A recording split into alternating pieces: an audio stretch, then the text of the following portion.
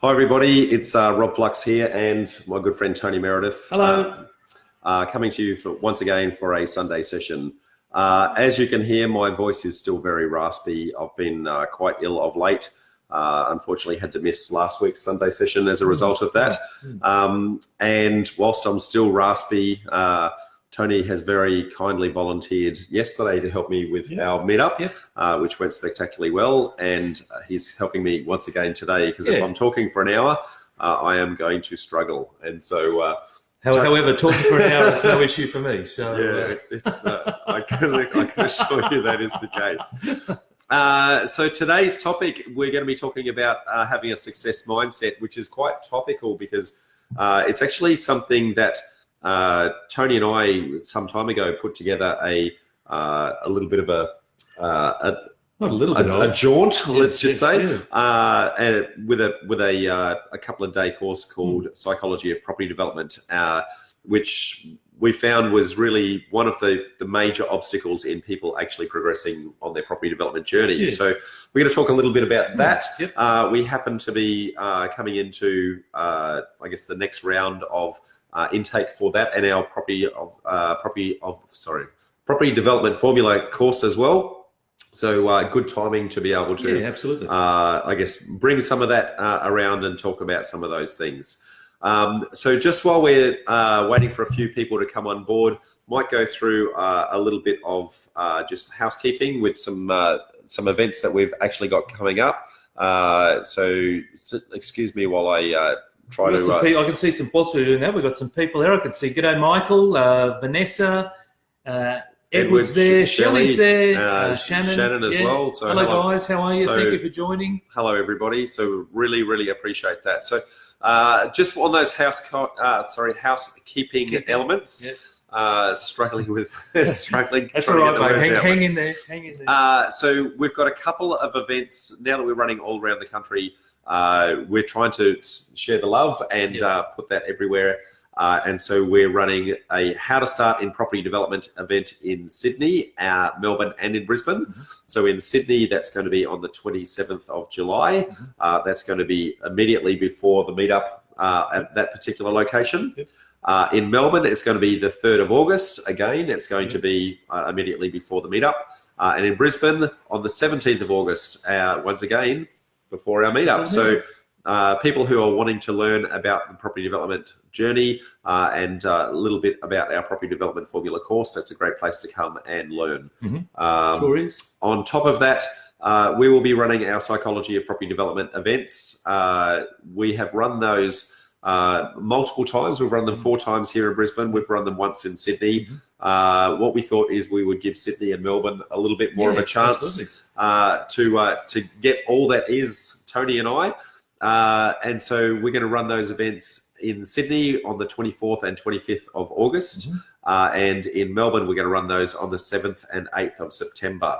So anyone who has any interest in any of those, what I'm going to do right now is I'm just going to paste a link that's going to give you all of the event dates and that sort of thing. So if you've got any interest in any of those things at all, feel free to jump onto that link and then we will follow up with you in due course.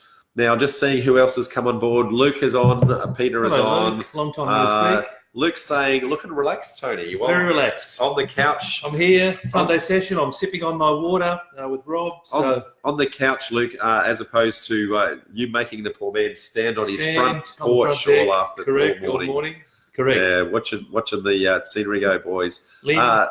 Luke's saying, we're looking serious. No, mate, that's just me because I can't breathe through my nose. I have a massive box of tissues that I will attempt to snort outside of microphone range. Okay. So, yeah. Who else we got? We got Adrian, we got Brenda and Lynn. So we've got almost a full house already. We do. So maybe we start. And how did the psychology of property development come around? Do you want the truth or the story we're telling everybody? Go for it. Well, it really came about when you approached me some time ago. I guess Tony was wanting to start a career as a life coach, Yep. and was reaching out Yep. to a number of people to say, hey, can I volunteer some of my coaching skills to try and get a little bit of practice, and B, get a little bit of visibility out in the community, and a little bit of a testimonial. Yep. So Yep. I think you got quite a big testimonial out of that one, Tony. I did. You were the only person who said yes, right? So I asked plenty of people, and I actually shared this last night, and I shared it this morning with Luke as well. But you were the only person who said yes. So I'm, forever indebted for you doing that. Not sure why you did say yes. I mean, we knew each other. Absolutely. We weren't close, but we knew each other. But I'm forever grateful that you said yes. Obviously, we've grown a whole lot closer, since then. But it was wonderful that you did that. And then from there, I mean, it started off me, spending time coaching you directly. Correct. But then we kept coming up with a whole lot of opportunities for your network. Yeah, and the most common thing, and I'd been running weekend courses for quite some time, and teaching people the how-to. And the how-to, a lot of people go to courses, they get inspired, but they don't know the how-to. So they kept coming to me and saying, how do I? So we did the how do I. And at the end of that, they were still saying, well, I'm afraid to pull the trigger, or I can't do it because I've got no money. And it was all these limiting beliefs that the 6 inches between your two ears were holding them back. That's it. And so Tony and I hatched a plan, which was to come up with the Psychology of Property Development program, and to incorporate that as step one into our property development formula 12-month program, and to make sure that we actually had a life coach, being Tony, to make sure that we activated people appropriately on the journey, and making sure that they're actually taking the right actions. And when they were taking the right actions, then they could lean on me as the mentor to make sure that those actions were actually getting the right amount of traction. Yeah, and for those who don't know me, so I'm a property developer as well. So it's not like I'm just some random who's rocked up into this space. I actually develop my own properties. I've got 2 projects that I'm currently in. One I've been in far too long. The other one is going well. So I do have an understanding of the process. Not that I want to position myself as the expert in that regard, but I do understand how it all works, and I've got skin in the game. Yeah, absolutely. And to complete the loop, it was actually myself who introduced Tony to his joint venture partner that actually started the journey. Correct. So you did. So I helped you on your property journey, and you're helping me on this journey. Correct. And so I guess the circle is now complete. Yes, it is. Yes. Yes, it is. And so when people come along to the Psychology Weekend, what can they expect? Well, I guess it's the whole point of it is we set it in a property context, but it can be applied in all sorts of ways inside your life. But the intent there is that we want to try and get you to actually unlock some of your limiting beliefs, to recognize that where other people have done things, you too can also do things. That the lack of resources that you may have is a fact, but what you do with that really comes about how resourceful you can become. You say, well, how do I actually achieve the goals that I'm wanting to achieve, given the limited resources that I've got? And how do we think creatively in actually doing that? And I guess there's a whole bunch of processes that we go through to do that.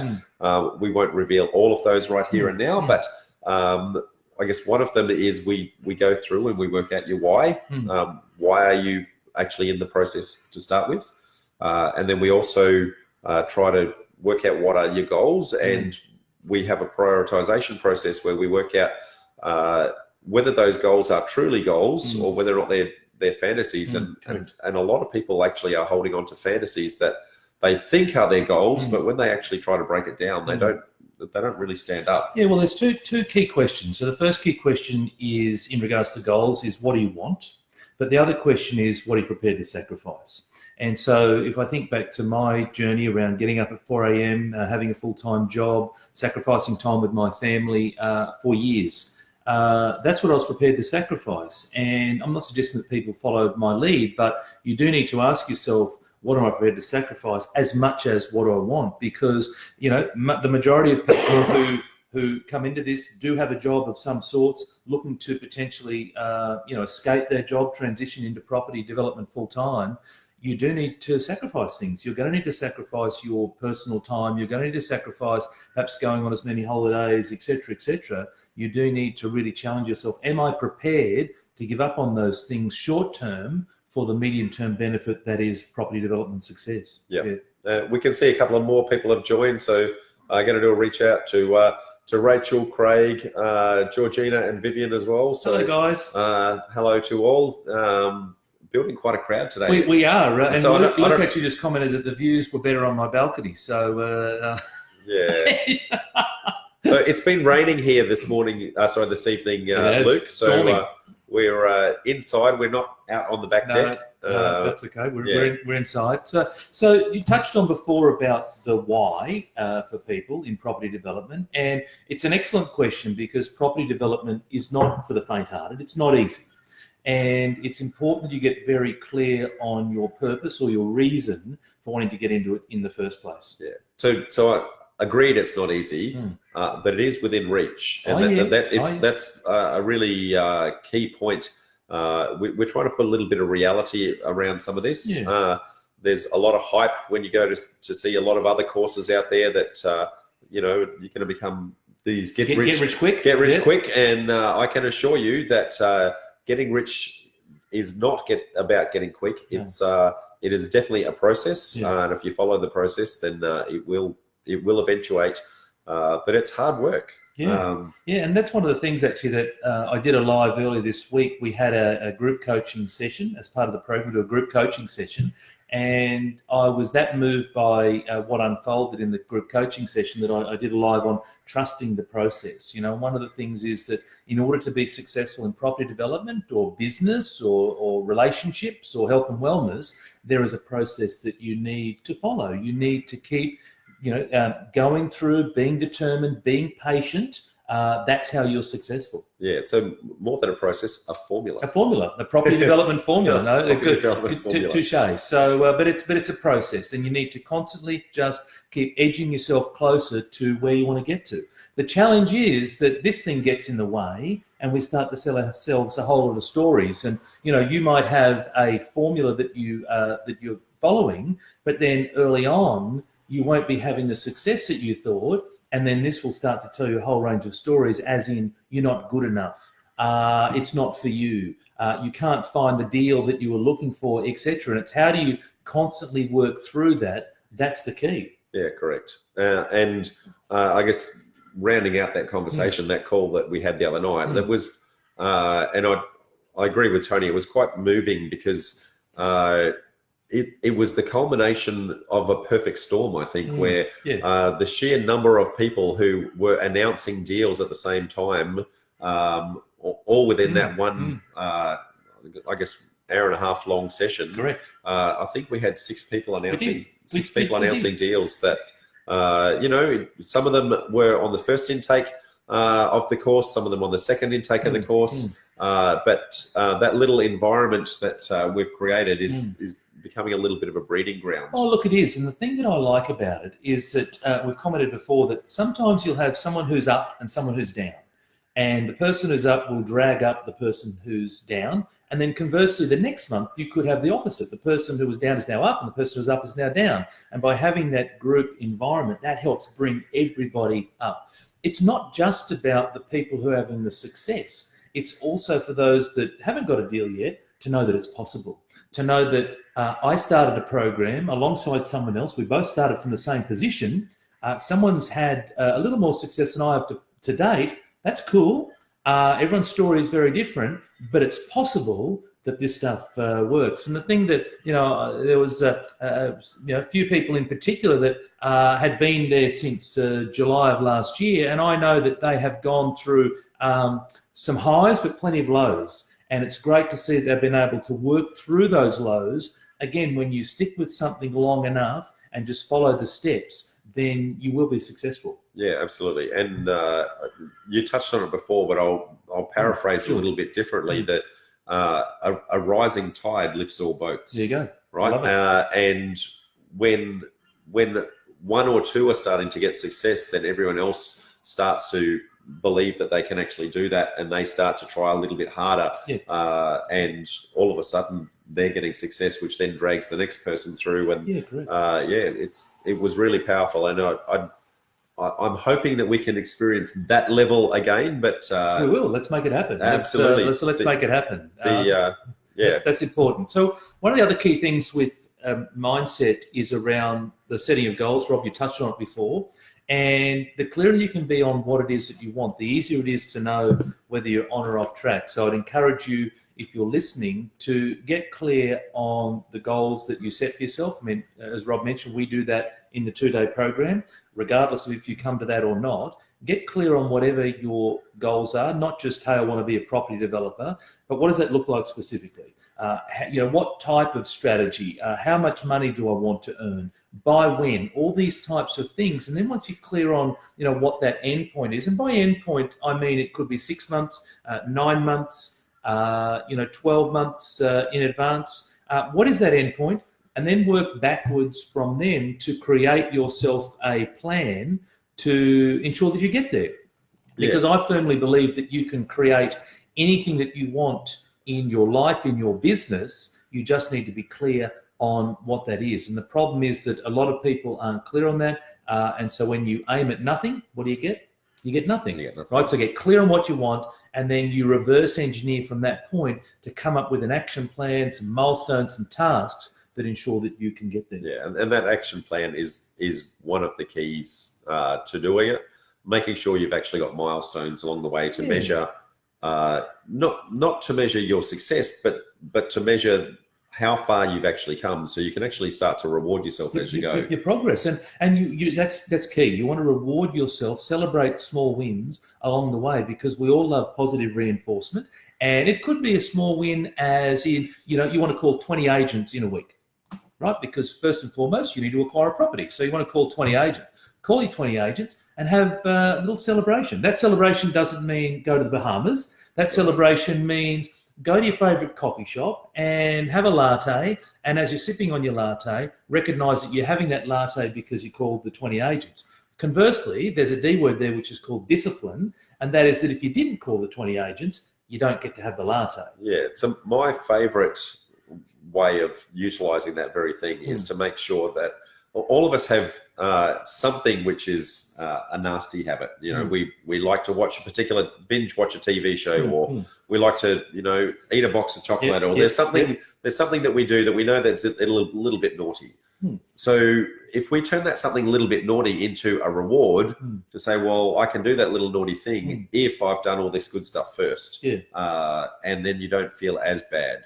However, the majority of people do it reverse. What they'll do is they'll binge watch the TV. They'll put off the doing of the property development research, and they'll say, I'll get to that tomorrow. And of course, tomorrow never comes. And so again, it's the D word, the discipline word of saying, you know what? I'm going to do my property development research. I'm going to get into Price Finder. I'm going to grind it out. I'm going to work out the owners' names of various properties that are within my target strategy, etc.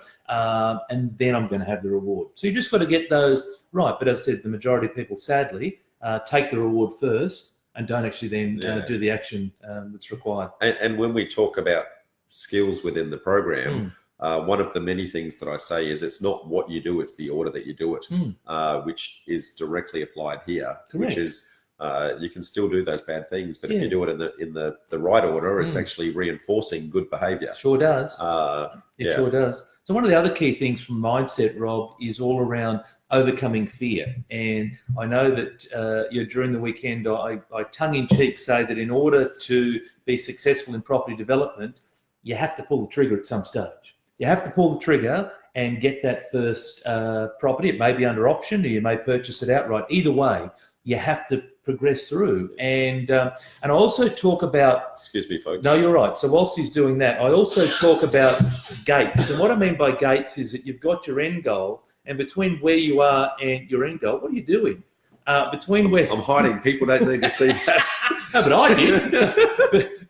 Between your end goal and where you are, there's a whole range of fearful moments that you have to crash through, and I call them gates. And so you'll come to a fearful moment, and you can either crash through that fearful moment, that gate, or alternatively, you can let it beat you, and at which point then your goal didn't mean that much to you in the first place. And so you have to recognize that you've got to keep going through those. But when you go through them, then you come out the other side. How often do you get worked up about doing something, and then you do it, and you look back and you go, well, that wasn't that bad. No. It wasn't as bad as I sort of played it out in my mind. And it happens all too often where, we play out all these scenarios in our mind, and yet we go and do them. We go, well, actually, it wasn't so bad.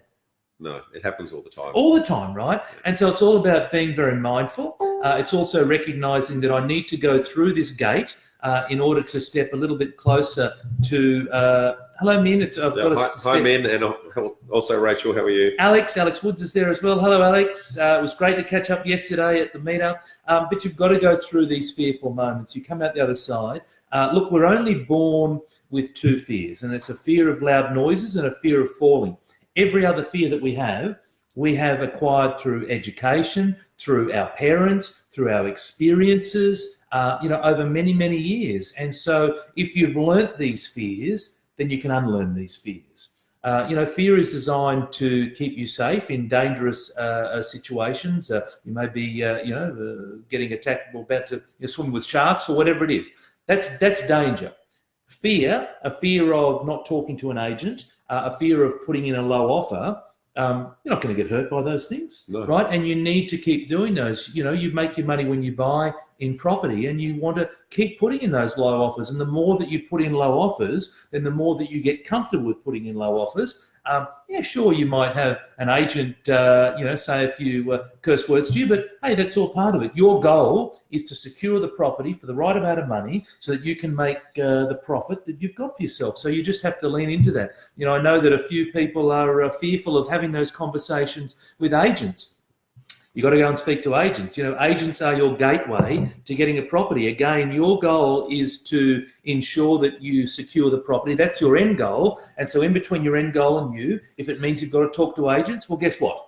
You've got to talk to agents. And I'll guarantee you that the first conversation that you have, you will fumble, you will bumble, you'll mess it up, you'll make heaps of mistakes. But here's the thing, you'll learn from that. Yeah. You'll learn heaps from that, and your second conversation will be better than your first, your third conversation will be better than your second, and so on and so forth, that you just got to keep doing it. Yeah.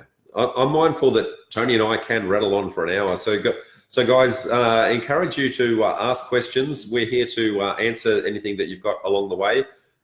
There is a small lag between you typing it and us seeing it. So we will, I can assure you, get to your questions. Anything that you've got in and around the mindset space, we'd love to answer. So Alex, here's one. Alex says, you did a great job yesterday, Tony, helping Rob out. Oh, thank you. That's not a question. Thank you. Yeah, thank you. Don't make him feel good. Thank you, Alex. Really appreciate it. So thank terrific. You. Thank you. Give that a like. Thank you. So one of the other things that we cover off in the psychology weekend is around personal priority, and by that I mean that in order to shift your life forward, you need to put yourself first. And a lot of people really struggle with that concept. They struggle to put themselves first. They put their job first, perhaps their family and friends first. But if you want to be successful in this instance, property development, you've got to sacrifice. We touched on that earlier. You've got to put yourself first. You have to make yourself a priority. That doesn't mean be selfish. That means, and for me, it's about going through a morning routine, putting myself first every single morning, getting my mind right, filling my cup up, so that then I'm able to give so much more to other people. But you need to be able to put yourself first. That is key in order to be successful. We've got a question here, Rob. Yeah, Jess says, I fear stagnation more than anything, but just as important to have others to help you guide when not to go for it and when to pull back. That's where the PDN goal. That's where PDN is gold for me. Well, thank you. Appreciate that. Thanks. So that's more of a statement, but I think we can talk to stagnation. Well, stagnation, procrastination. So there's some linkage there, right? Stagnation means not moving forward. Procrastination is a fear. Procrastination is, where you're fearful of doing something. So all of a sudden, the kitchen's never been tidier. The yard's never looked better, when you know that you should be grinding it out, doing those difficult tasks. And one of the things with how you can change is to elevate the consciousness of your thought. Unfortunately, in a lot of cases, we aren't conscious that we're procrastinating until maybe a day or two later, or an hour or so after the event. We're sort of in our operating system, we're on autopilot, and we're just procrastinating. Then we go, oh, hang on a second, I wasted a whole afternoon doing something. And so the key to change is to start to elevate your consciousness. And how you can do that is through a nightly reflection of your day, as simple as grabbing a pen, grabbing a piece of paper, and seeing if there were some moments during the day when perhaps you procrastinated. And the more that you write things down, the more you're going to elevate this level of consciousness.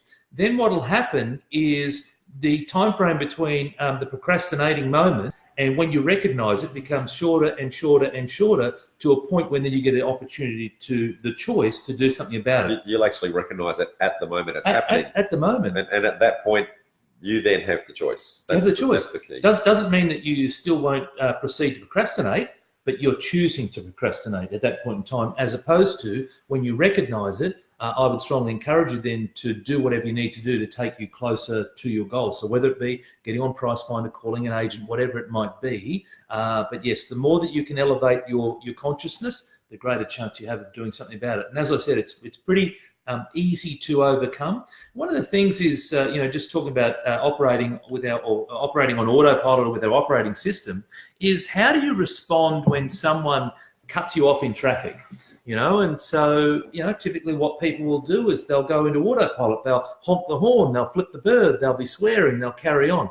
That's their operating system. And it's all about recognizing that's how you operate, recognizing that you don't want to operate in that way, because can you control that situation? No, you can't. How is it serving you getting angry at that person who cut you off? It's going to put you behind 5 or 10 seconds. Big deal. So again, it's recognizing that I acted in a particular way, I behaved in a particular way. And now that I start to get conscious with it, I now have the choice around how I choose to act moving forward. Yeah, absolutely. So there's a concept that I like to talk to, which is the circle and the square. So if you imagine a square and then you put a circle inside of it, touching all of the boundaries, inside the circle is everything that you have influence over, and everything inside the square is everything you have a care factor over. And you'll find that the circle doesn't reach the corners, and so you care about it, but you can't influence it. And so when you start to recognize that as much as you care, nothing that you're going to do is actually going to change the outcome, you can start to accept that, well, if I can't change it, then I need to start to learn to deal with it. Deal with it. Why am I wasting time on it? Control the controllables is another way that you can frame it up. Focus on the things that you control. Too often we worry about stuff that's out of our control. And I'll give you a good example in property development. A vendor accepting your offer. You can't control that, right? You can do your feasibility, put in an offer that you think will be accepted. But at the end of the day, it's up to someone else to accept that offer or not. You then have the choice as to what you do with your offer, but it's a really simplistic way, an example of just showcasing that that's out of your control. So you really want to challenge yourself and just focus on the things that you can influence over, as Rob said. But far too often we get worried about all these external things that we ultimately have no control over. And all you're doing is you're expending energy unnecessarily, when really you should be putting your energy on the things that are going to take you closer to your goal. Yeah, absolutely. Now I can see a couple of comments coming through. So Matt's joined and Steve's joined. So hello guys, hi from Sydney. How are you both? Hopefully you're going well. Yeah, coming in about halfway through the show, folks. So make sure you rewind. There's some gold in there. Yeah, absolutely. So look, really keen to hear any more questions, any more comments around success mindset. I mean, it is the largest contributing factor to your property development success. You can acquire the knowledge. You can learn some skills, but it's the stuff between your ears, your psychology, your mindset, your attitudes that are really going to be the key between whether you're successful or whether you're not in property development. Here we go. So Michael says, Tony, you could talk a little about goal setting, starting with the end in mind, and what do you have to do today, tomorrow, next week to achieve this? Perfect. Okay, great. Thanks, Michael. Appreciate the question. So that's all about reverse engineering is another way to describe this, where you have an end goal. That end goal could be 3 months, 6 months, 12 months, whatever.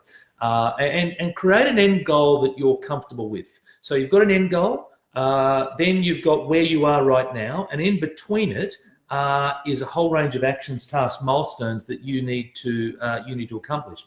What Michael's referring to is, say your end goal is 12 months from now. What we do is we then halve that end goal to be 6 months. So at the 6-month milestone, where do you need to be? What are the things that you need to have done? Then you halve it again. You bring it to 3 months. Milestones, actions, tasks at 3 months. Halve it again at 1 month.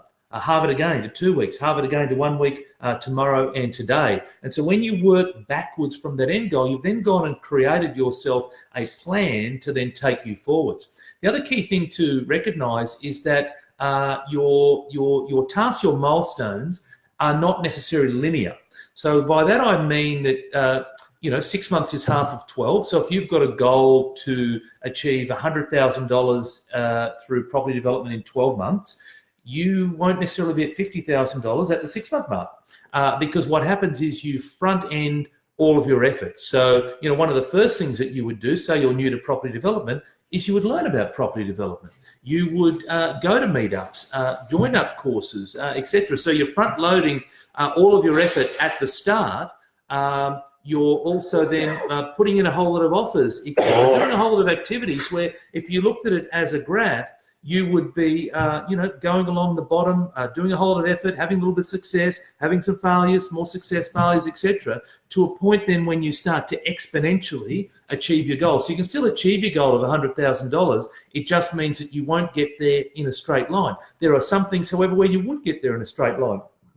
But that's what Michael's referring to there around creating a plan. And look, it comes down to if you fail to plan, you plan to fail. And so you can want all you want to be successful in property development, but you have to create a plan. You have to create a pathway to success. The great thing is that being involved in the Property Developer Network is that there's an enormous number of people who have gone and created success through property development. There will be people in that community who have gone and done what you're wanting to do. I'll guarantee it. And so it's all about then spending time with that person or people to understand how they're able to do it. But I'll guarantee you that all of those people created a plan, an action plan of success, and they followed it, because that's the other thing. You can go and write down a plan, so you can go and, okay, great, I've got a 12-month goal, and then I've got a 6-month milestone, etc., etc. Write it all down. But the next piece is then the A word, which is called action. Yeah. You have to do the action. If you want 6-pack abs, you have to do the sit-ups. You have to eat well.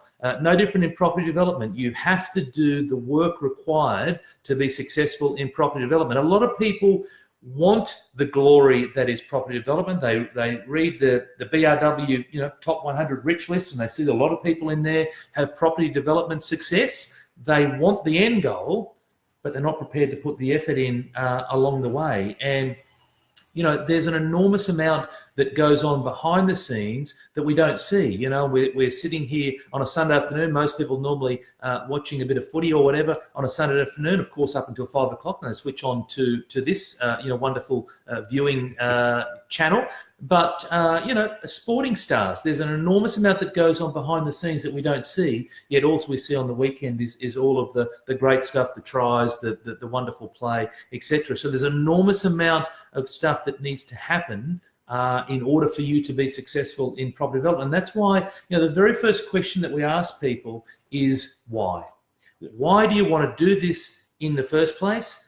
It's not easy. It's not for the faint-hearted. Yes, there's a path that you can follow, but it's difficult. And, you're going to have ups and downs. And, you speak to any property developer who's having some level of success, or even those who are in the program, or those who are, wanting to be property developers, you have ups and downs. And the key is coming back to the mindset to pull you through when you have those challenging moments. Yeah, and I'd add to that to say that it's like brushing your teeth. You don't go to your dentist once every 2 years and hope that you're going to have a clean bill of health.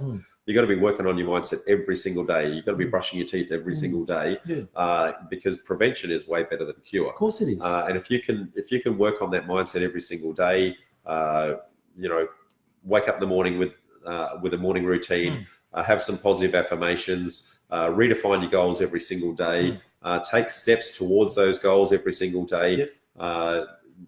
Yep. You've got Reward yourself. You're going to positive reward yourself. reinforcement. You are going to succeed if you work on it every single day. You are. It's inevitable that you will succeed. Correct. One of the things for all of us is that we're all looking for certainty, and there is no guarantee in life other than death and taxes. But if you want to create the future for yourself, if you want to create whatever that looks like, then you need to work towards that, because if you choose not to, then what is certain about that is that you won't get it, right? And so it comes back to if you think you can or you think you can't, you're right. Either way, Henry Ford said that many, many years ago. And if you think that you can do this, if you work towards this on a daily basis, as Rob said, then you'll be successful. You will be successful. Conversely, if you think you can't do it, if you think it's too hard to find a deal, I mean, that's the classic for me. People saying, I can't find a deal. You keep telling yourself that story, and guess what? You won't find a deal. As opposed to flipping it around and saying, I haven't found the deal for me yet, because the deal of a century happens every single week. Yeah. It's just you haven't found it yet, and you are inching yourself closer towards finding it. But if you say to yourself, I can't find a deal, it's too hard, this strategy doesn't work, all this stuff, then guess what? It won't happen. And the first part of the conversation, everyone's in a habit of using that same phraseology every single time. So by adding just one word to the end of the sentence, yet, right? So I can't find a deal yet, right? That phraseology, then you'll start to remove that word yet and actually start to rephrase your sentence. But you have to be consciously aware, which is what Tony was saying before, that self-reflection. Going back and going, well, how many times did I say yet today? Yeah. So now I'll notice a couple of statements coming through. So Rachel J says, these are the points that I'm trying to teach my children, funnily enough. But as adults, we often don't get it either. You determine how you deal and respond to a situation. So absolutely right, Rachel. I have seen many, many, many situations where the same facts have occurred to two different people in the same room at the same time, and one person uses it to inspire them to move on and do greater things, and the other person uses it to beat themselves up and curl up in the fetal position. Correct. So it's not the thing that happens; it's the meaning that we give to that thing. That's 100%. And the key word in Rachel's statement there is respond.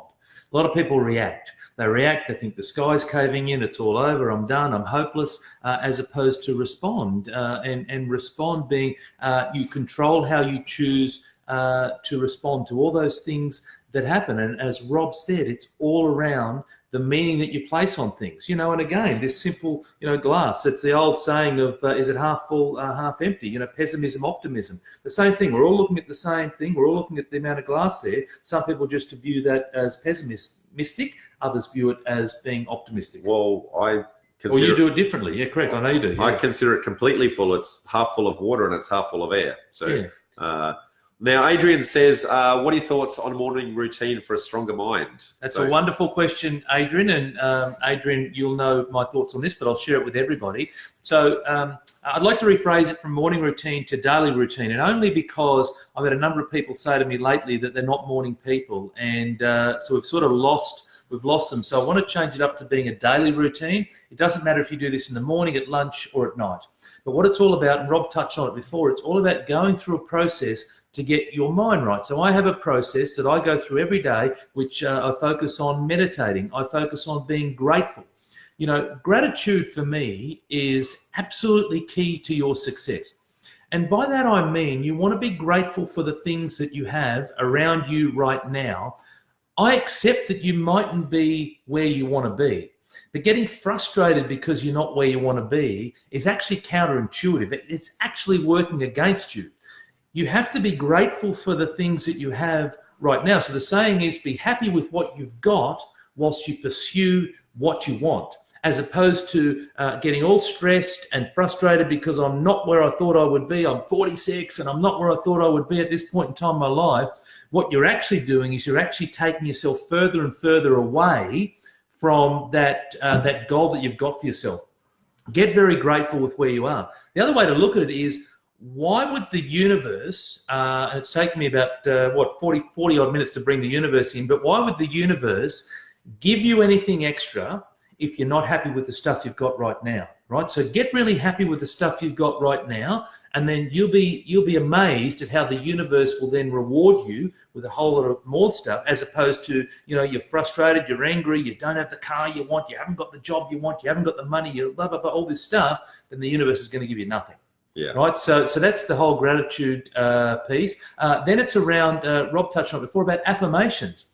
I've got another saying, which is, and it's not mine, it's just ones that I've accumulated over the years, which is be careful what you say to yourself, because your mind is listening. And so the whole point around affirmations is to say things to yourself that help with your belief. This is all around creating the belief.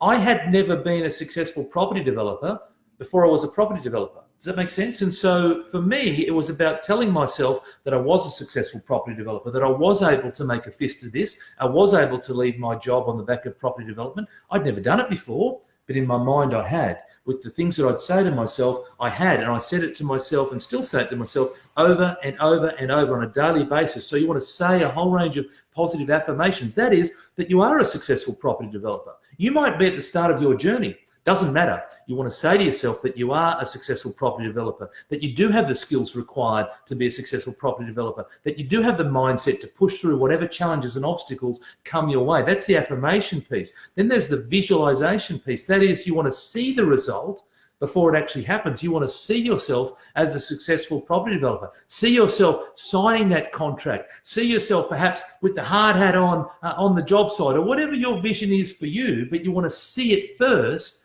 And the more that you can see it, and it's the emotion that you attach to that, then you take yourself closer and closer to that outcome. Yeah, absolutely. I can see a question here from Steve. So it says, sometimes I suffer from analysis paralysis.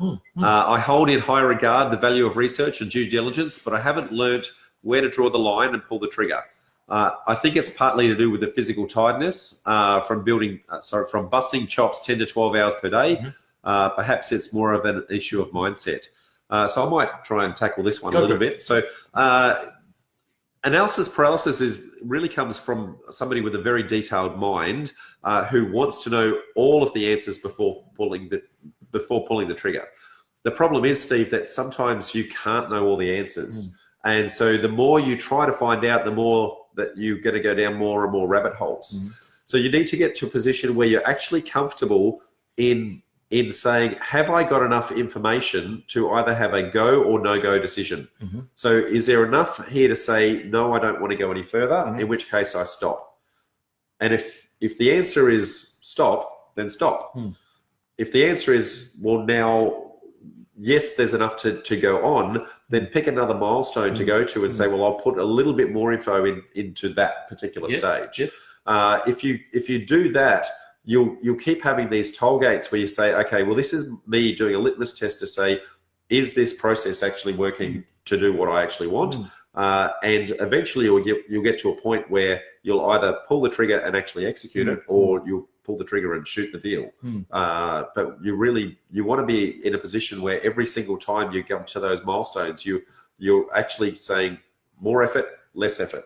Whereas right now, what you're doing is just more effort, more effort, more effort, more effort, and you're not actually taking a chance to actually measure that. But there's also a limiting belief in there, Rob, and that is fear. So that is the fear of pulling the trigger. So that is, I don't quite have all the things that I need, and I'll just do a bit more research, a bit more analysis. As Rob said, sometimes at different points in the process, 80% is okay.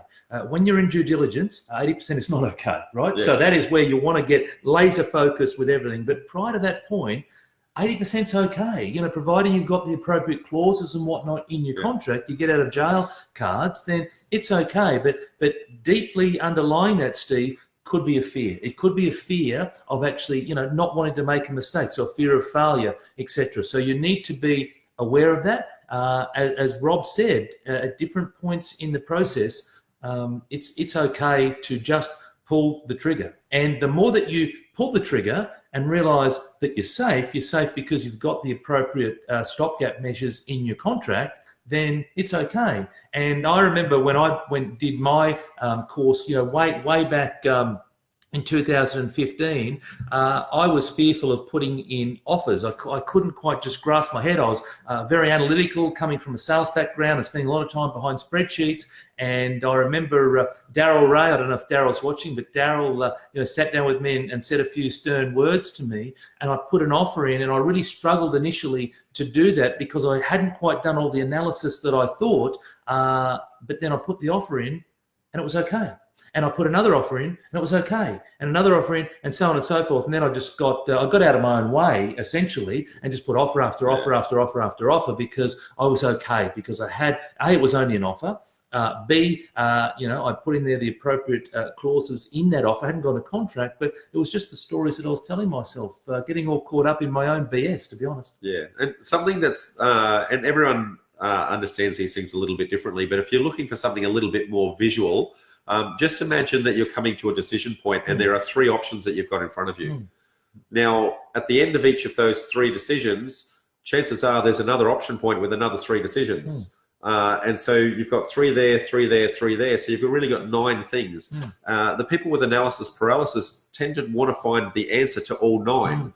Whereas what you really want to do is, well, which path do I want to go down? Because when I go down there, then 6 of those decisions actually disappear, and now I've just got 3 left. So you're half the amount of effort for a start. And so those tollgate systems are really important to say, well, at what point can I make just enough decision to go, am I going left or right? Or, am I pulling the trigger or am I not pulling the trigger? And, there's plenty of time to find all of the answers at the end of the rabbit holes, but you're only going down the rabbit holes that you need to go down. Yeah, and it's about failing fast as well. So how many times have you, and this is to everybody, spent an enormous amount of effort on something only for it to not work in the end, right? And you've gone and burnt a day or 2 or maybe a week. And so you want to get into the process, into the practice of looking at ways to fail things very quickly, so you can actually then spend your effort, your time on the things that are going to work. Yeah. And I noticed Steve saying he's 46 on Tuesday. Happy birthday in advance. Happy birthday, Steve. How did I know? Mate, I just knew. I'm just on that level. I just knew. No, happy birthday for Tuesday. And where we're from, people whose birthday is always shout. So, we're looking forward to that. Fantastic. Thanks, very good. Now, we've got any other questions there, Ryan? I can see one from... Maggie Sarai. Hello, Maggie. How are you? Maggie's come on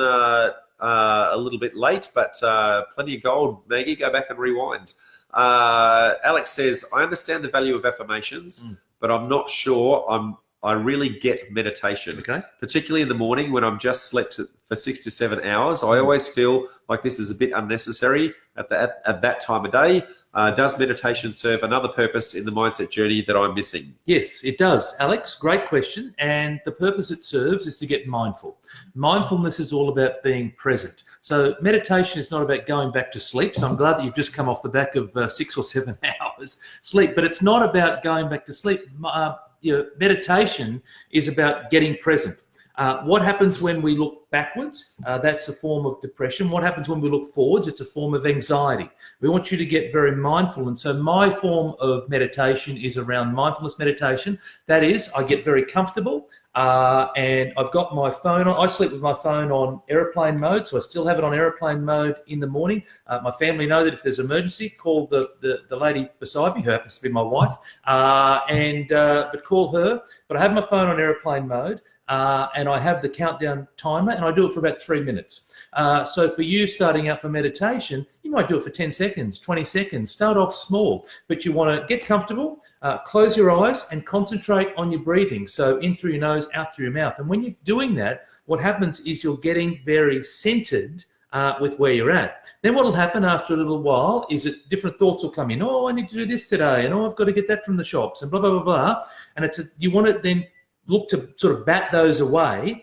And it's like anything. The more that you practice it, the easier it'll be to bat away those thoughts that try and come in and spoil your meditation. But it's all around just getting very centered and present in that particular moment. It's also great to do it during the day as well. I used to do it in my old day job, and I still do it now on occasion, before I'd go into a challenging meeting, and I'd get very centered. I wouldn't get too anxious about what was going to happen. I just look to get very calm, very centered. It's very good from lowering your blood pressure, bringing your heart rate down. It's a very good process. You don't have to just do it as part of a morning routine. You could slip a little meditation in at different times throughout the course of the day. And again, really, all you need to do is find a comfy spot. So you might be sitting in your car for a couple of 30 seconds before you go in to have a conversation with perhaps a real estate agent or a vendor, and just get very mindful about where you're at. Quite often, again, we worry about stuff that's gone before us, or we get anxious about stuff that's coming up. And what we need to do is, on a regular occasion, stop and smell the roses. Yeah, very Hopefully good. that's answered your question, Alex. I can see Vanessa was having some technical issues. She's already solved by the look of that. Michael says the Headspace app helps with good guiding I know basic he uses medication. that, So absolutely. And I don't know how to pronounce this. Is it Cherry or Cherie? Saying excellent points. So thank you. Appreciate Thank you it. for that. Thank you. I'm mindful that we've been prattling on for almost an hour, mate. So We've got plenty of people going. Yeah. I'm still happy. People are clearly sitting here and listening, so I'm happy to sit here for another 10 or so minutes. So, if you've got some more questions that you want, so give us a thumbs up if you some questions. if you want us to keep going, because trust me, the two of us can keep going all day. Okay, so then the other part in the morning routine, I'll go back to that. So I talked about gratitude. I talked about there's all sorts of thumbs lots up, of thumbs and up, faces, and all sorts of stuff. I talked about gratitude. I talked about affirmations, visualization. So visualization, the key with visualization is to visualize yourself as if that moment is happening, so it's in a present state. And you want to do it, the technical word is associated. So what that means is you want to see things through your own eyes. The other way to do it is disassociated, where you see yourself, so you look down and it's like an out-of-body experience and you're seeing yourself. But the best form of visualization, I believe, is to see yourself through your own eyes. So I do this often before I'm going to speak in front of a lot of people. I get a bit worked up in speaking in front of people, even though I do it a lot. I still, have some butterflies in the belly, etc. And so for me, I always visualize myself standing there. I visualize the people in the room. I visualize myself saying what I'm going to say. And when I'm actually doing it, it feels like a state of deja vu. That's a very short-term piece of visualization. But, the other thing that I visualized when I was on my property development journey is I visualized myself giving my farewell speech. And I visualized that for about 18 months before I actually gave it. And I did my farewell speech 4 meters away from where I'd visualized all those mornings, morning after morning after morning. So the key there is to visualize it. I visualize myself through my own eyes. I visualize the people in the crowd. I visualized a date clock. I put a whole lot of meaning, a whole lot of emotion to that particular event, and I did it consistently, and it worked. So the key is to visualize whatever the vision is for yourself. Do that. There's a great app. It's called Wishboard, Wishboard, Wishboard. The other alternative is just get a Word document, drag in some different photos that mean something to you, create a vision board, just stuff that's important to you. Again, in property development, it might be a favourite holiday spot, your favourite car, a house, etc. Have something you can visualize, something to work towards, because again, property development is a tough old gig, and you want to be working towards something. Like, that's the vehicle. What is that something that you want for yourself? Yep, absolutely. And I was just recalling, as you're talking about vision boards, when my daughter, who's now 17, was much younger, we went through an exercise of creating a vision board for her. Perfect. And I think absolutely everything on that board has actually been ticked off now. So she was about 7 or 8 at the time that she did that. And I think it's still in the cupboard somewhere. It was hanging up on her wall for quite some time. Perfect. But Perfect. if it works for adults, it works for kids, works for anyone. Of course it does. And all of this stuff is around changing your subconscious mind, right? Changing it being through affirmations, through the things that you visualize. You want to change your subconscious mind because, again, your subconscious mind is your operating system. right? And so if you can start to change the stories that you're telling yourself, that's how you start to have a different future. And what we have, if I get a little bit deep to finish on, you've got, say this is your conscious mind, your subconscious mind. You want to create what's called structural tension. And that is that you want to have your subconscious mind into the future, visualize what it is that you want for yourself, say to yourself that this is happening, and you've got tension because here's your conscious mind's back here. At this point, there's only one of two things that can happen. Either A, you start to lose faith, at which point your subconscious mind comes back to where your conscious is and you just keep replaying the same story. Or B, you believe this piece in your future so much, nothing is going to knock you off course, at which point your conscious mind then catches up and that becomes your new reality. So, the more that you can put a different story in, the more that you can visualize into your future, the more that you can say a whole range of positive things to help increase your belief, then the greater chance of success you have of pulling it off. And I guess the science that sits behind that is the reticular activated system that sits underneath, which is our little filter. It is listening and filtering for everything based on our unconscious biases. And so what we're trying to do is we're trying to retrain that RAS to be looking for the things that we actually want to achieve as opposed to the things that we previously wanted to achieve. Yeah, and a great example for property developers is deal finding. So I touched on it earlier. We sit there and we say to ourselves, I can't find a deal. It's hard to find a deal. There's no deals out there, so on and so forth. And the more that you keep saying that to yourself, they're not there. Yeah. But here's the thing. They are really there. You're just not open to finding them. And hopefully people can grasp that concept, but you're not open to finding those particular deals because there are deals everywhere and you just have to believe that they're everywhere and you need to tell yourself that you're inching your way closer to finding that great deal for you. I don't know when you're going to find it, but you have to believe that you're on track to finding that particular deal, because if you tell yourself that they're not there, then that's going to be the reality. You're not going to find them. And I know that's a very simplistic example, but it's one that we can all relate to as property developers. And I hear it all too often at the various meetups or just in conversations. I can't find a deal. And straight away, my response is, well, you're never going to find one. Yeah. You're never going to find one. And now that we're, I guess, coming up to the 1 hour mark, I can see still plenty of people on board. Yes. And thank you, by the way. I really appreciate you sticking around and listening to what it is that we've got to say. I really appreciate it. Yeah, so we thought we would, I guess, remind you about those upcoming special events that we've got coming up, where we can take this, I guess, brief chat to a whole nother level. Yes. So we've got a 2-day event called the Psychology of Property Development, that we've run in Brisbane 4 times already. We've run in Sydney once. We're going to be running in Sydney and in Melbourne again. So those events are going to be in Sydney on the 24th and 25th of August. That's called the Psychology of Property Development. And in Melbourne, it's going to be the 7th and 8th of September.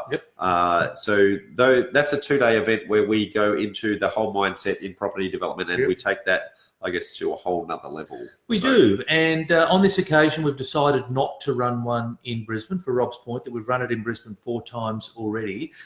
With that being the case, there are some early bird discounts to help offset the cost of travel and accommodation. Yeah, absolutely. So if you want to know about those, I'll flick a link to the events page and you can jump on there and I'm not going to go into a sales pitch here, but you can read about all of that on there.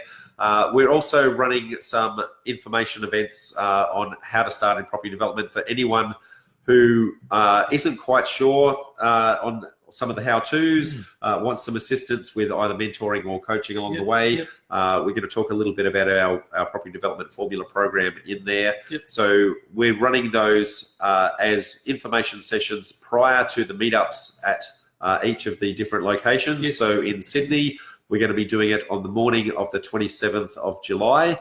In Melbourne, we're going to be doing that on the 3rd of August. And in Brisbane, we're going to do that the morning of the 17th of August. Absolutely. So for anyone wanting to know anything about any of those, then we'd love to see you there. And I can see a couple of late comments coming through, so I might might go back to some of those. So Min says thank you to you both. You're more Thank than you, welcome. Min. Appreciate it. Thank you. Rachel says, love everything that both of you stand for. Thank you very much. Thank you, Rachel. It was great to catch up yesterday. Thank you. Appreciate that. Henry Camarchio has joined. Hi, Henry. A little bit late, mate. You might have to rewind and watch that again. And Ian Grayson says, valuable points, guys. Thanks very much. So you're more than welcome, Ian. Yeah, I guess might call that a wrap. Yeah, we can. There was one other thing that we wanted to touch on, and that is the win. Oh, yeah. Come on, Rob. Hey, yeah, I know. I'm terrible at self-promotion. So, guys, the concept here is that we've been running this community for close to 7 years. We're coming up to our 7th birthday, and we're really wanting to invigorate, in particular, the Sydney and Melbourne communities. And we've done so successfully in Southeast Queensland that we're wanting everyone in Southeast Queensland, and Sydney and Melbourne also, to share the love with everything that we've done so far. So we want to spread the word. And by spreading the word, by you guys spreading the word for us, we want to reward you by giving away three prizes for annual memberships to our Property Developer Network. And so if you go to, I'm just going to copy and paste a link in here. So if you guys go to this website, which is Property Developer Network /win, if you go there, if you go like, comment, and share on all of the elements that you'll see there, you'll get points for every little bit of activity that you actually have with us. And the person with the most amount of points will win the annual membership. Yeah, so the more points, the more entries, the greater chance of success. And there's a whole range of ways in there. So you'll get into a screen which will give you two options. One is to proceed with email. The other is to proceed via Facebook. And then you'll be the next step is that there's going to be a whole range of activities that you can do. You can share on Twitter and like Facebook pages and email your friends and all these sorts of wonderful things. So simply follow the prompts, do as much activity as you can, tell the whole world about this. We're hoping that you're having a positive experience.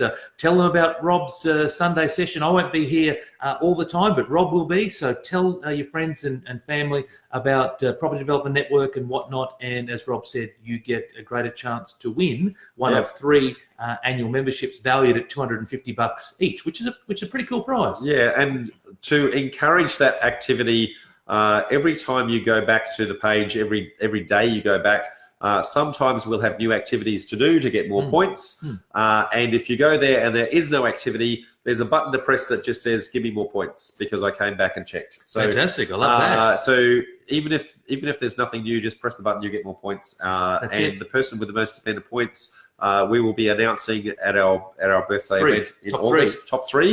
So there's going to be one for Brisbane, one for Sydney, one for Melbourne, is how that's going to work. So top 3 point scorers in each of those areas. So any other comments there, Rob? Or is that no, that's it. I think terrific. I think we're done. I think you and I are done. So I just wanted to say thank you to you for inviting me on and allowing me to share this with your audience. And I'm proud of you, mate. This was an idea that you and I kicked around for a while, and I kept saying, come on, Rob, you got to do the Sunday sessions. And, I know initially it was a little bit of reluctance, in fact, a lot of reluctance on your behalf, but I'm delighted for you. I'm shy. I'm delighted for you that you've done it, you've been doing it.